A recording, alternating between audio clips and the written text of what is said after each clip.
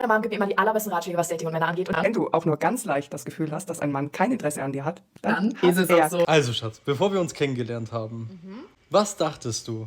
Dachtest du, dass ich was von dir will oder dachtest du, wie war das? Ich dachte, du willst nichts von mir. Also, du dachtest, ich will nichts von dir. Ja. Und dann? Ja, dann wolltest du auch. Dann wollte ich also doch was von dir. Ja. Okay. Also, das heißt, erst dachtest du, ich wollte nichts von dir, aber ich wollte dann doch was von dir. Ja. Aha. Wie alt ist unser Kind? 2 wird's jetzt. Unser Kind ist jetzt 2 Jahre alt. Also hat sich's gelohnt, dran zu bleiben, mäßig so. Ja. Also sollte man vielleicht auch nicht jeden Tipp, der im Internet so kursiert, annehmen, meinst du, oder? Nee, sowieso nicht. Sowieso nicht, okay.